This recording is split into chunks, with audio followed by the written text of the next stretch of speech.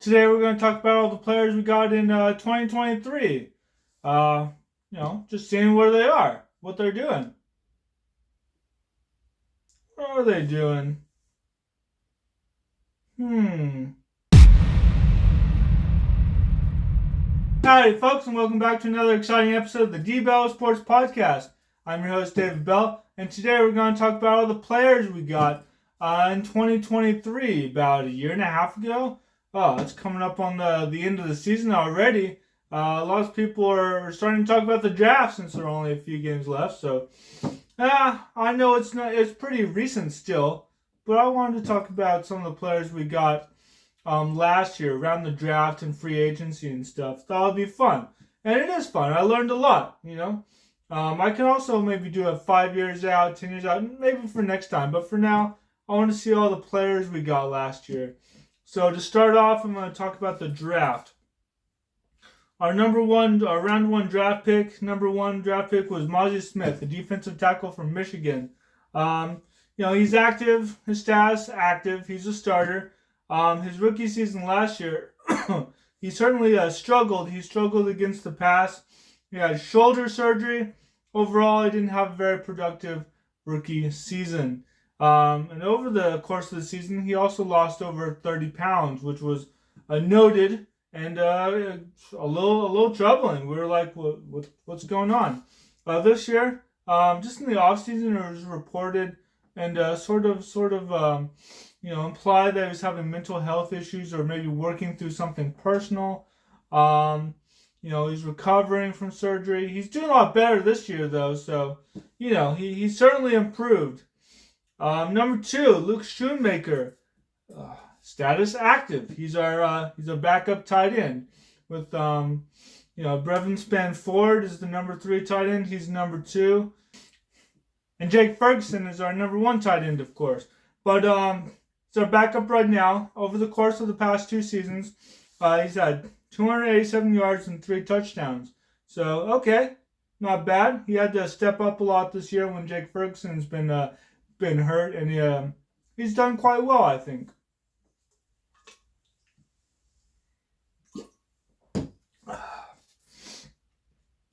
Round 3 was DeMarvion Overshown. He's active, but unfortunately he was just placed. He's gonna have to go on IR. But it's rough. And in the preseason last year, he tore his ACL, so he couldn't even play in the full 2023 season.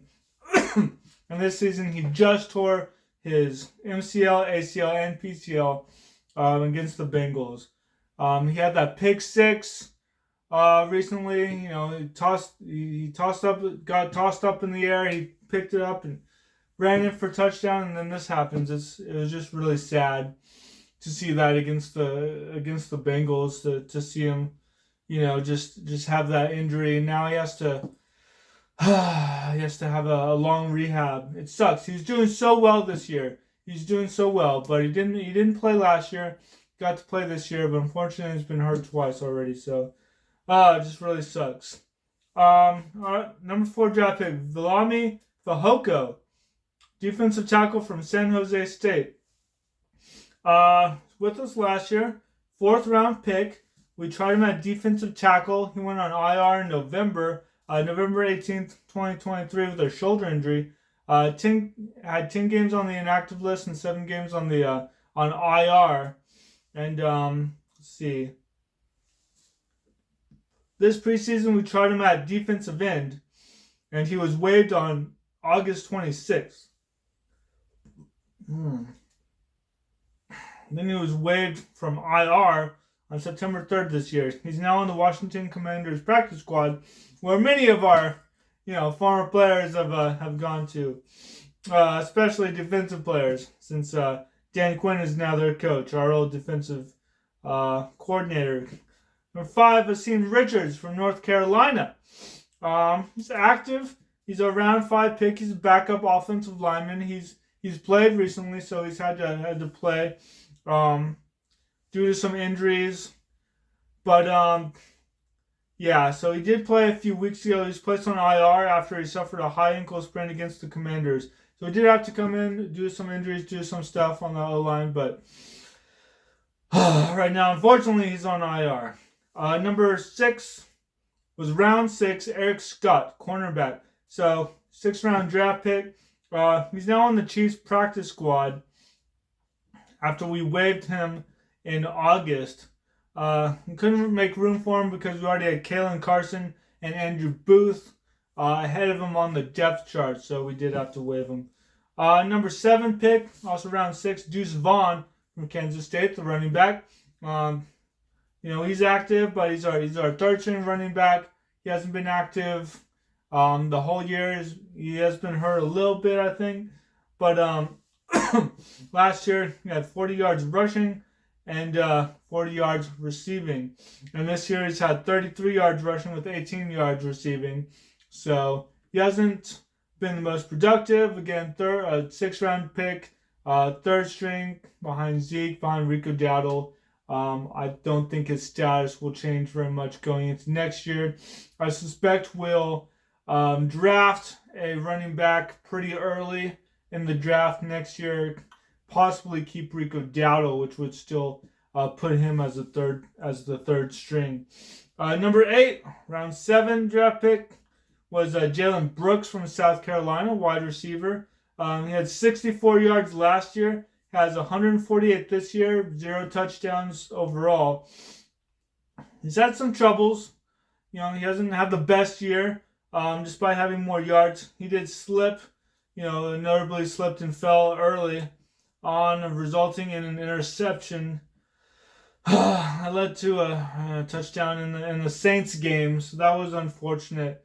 It's maybe it's not his fault, but he's been given other opportunities and just hasn't really capitalized on all the opportunities he's been given. So I suspect he will be released at some point, and possibly, I don't suspect that he will return next season at some point. Maybe he'll be released practice camp next year, but I don't know. He's been struggling.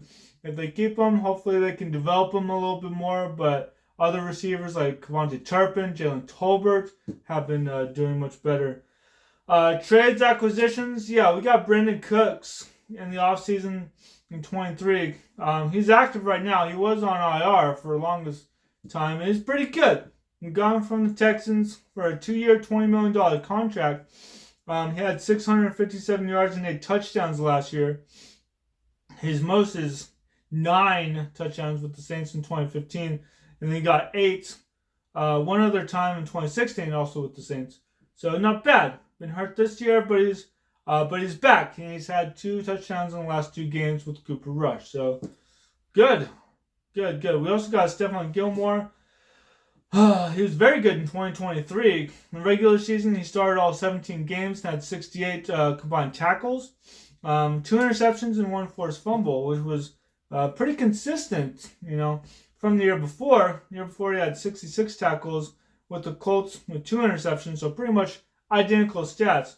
In the postseason, he started against the Packers, got 5 tackles. Unfortunately, he was on a 1-year deal, and I guess we just couldn't afford him. With the Vikings now. Undrafted free agents. We have first on the list, Hunter Leupke from North Dakota State. He's been a bright spot on the team. Use him in short yardage situations. He can line up as tight end. He can block. He had 1 catch for 24 yards against Baltimore in September. That was his longest catch of the season. Also had an 18-yard catch against the Steelers. He's been pretty consistent. I only remember about 2 times that he did not catch something that was thrown to him. Of course, he's a halfback, so he rushes with the ball, he gets carries, but when he's been throwing the ball, it's been pretty good. Yeah, he usually catches it. Offensive linebacker Tyrus Wheat from Mississippi State. He's active. He's a backup defensive end. He has half a sack, 17 tackles. He's on the practice squad last year. Then eventually promoted to the active roster. He has limited playing time, but has had to step up due to injuries. And, time will tell whether he's, how good he is. Whether we can really determine that. But right now he's on the team. He's backup. He's helping us out with all of our injuries on defense. So good. Wide receiver David Durden, West Florida. Unfortunately, David suffered an ACL injury in August last year and was put on IR. And then we waived him August 26th of this year. And he hasn't been playing with any other team. So unfortunately, he had a short-lived career and just cut short due to injury. Edge Isaiah Land, Florida A&M. We waived him in August last year, and he landed with the Colts. So good for him. Offensive lineman TJ Bass from Oregon. Status active. He played last year. He started twice in place of Zach Martin and then once another time in place of Tyler Smith. He's had to play a few games this year due to some injuries on the O-line. Pro Football Focus gave him an overall grade of 59.9 so far. Okay. Only 2 penalties. That's good. And only allowed 1 sack so far. So very good. Offensive tackle Earl Bostic Jr. of Kansas. Status, he's on IR, unfortunately. He was hurt in a joint practice with the Rams in August and needed surgery, so we had to put him on IR. And we signed Carl Lawson in his place, actually. Tight end Princeton Fant from Tennessee. He's he's active, but well, I guess you can say he's inactive because he hasn't played this year. But he's 4th on the depth chart. He hasn't played yet. So that's pretty much, I'm not really sure what we have with them, but he's there. We have him if we need him, but with 3 tight ends, we've had a pretty good tight end room this year, so haven't really had a need for him. Wide receiver Jalen Moreno Cropper, Fresno State. He's on the practice squad. But I would say Stas active. He did play recently. He was elevated in week 10 against the Eagles and actually played 12 snaps. I'm pretty sure I heard his name called in that game, so I think Cooper threw to him at least once. Edge Darrell Johnson from Liberty. Unfortunately went on IR in August. Waived with an unspecified injury designation. Went on IR. Waived from IR in October. So, unfortunately, he's had some injuries. Not quite sure what it is, but yeah, looks like he's no longer with the team. Wide receiver Jose Barbin from Temple. We waived him last August, as is the case with a lot of undrafted free agents. Cornerback Miles Brooks from Louisiana. We waived him last August. Yeah. He went to play football in Canada, actually. Okay. So now he plays for the Edmonton Elks. Well, good luck to you. It's pretty cold in Canada, I hear. I hope you pack the jackets. Cornerback D'Angelo Mednell from BYU. He's with the Commanders now. We cut him after the preseason. And he signed with the practice squad in January. Well, I said he was with the Commanders. Looks like they waived him in May, so he was with the Commanders after we cut him. I don't think he's on another team right now. Wide receiver John Stevens Jr. from Louisiana. Status, he's on IR. He hasn't seen action yet. Fortunately, he tore his ACL in a preseason game against the Seahawks last year. And he tore his ACL again in practice about 6 weeks ago. That's really rough. Man, I hate to see that. But it's interesting to see where everyone is now. It'll probably be more interesting 5 or 10 years from now. But I just wanted to check on the people that we got in 2023. A lot can happen in a year and a half, as you can see. A lot of undrafted free agents. Some make it, some are still on the team. Some get cut, some get injured, some don't get playing time just at all. But I think there are a lot of bright spots that we got, especially in we got some good people. Got some great people in our draft. Trades, acquisitions. Hunter Leupke's a bright spot. DeMarvion Overshown. Brandon Cooks. He was hurt this year, but he's been pretty good for us since we got him. Certainly, Luke Schoonmaker has also been a bright spot. So you never know. I'll keep doing videos about this. Let me know in the comments below if you're interested, and just seeing the people that we got.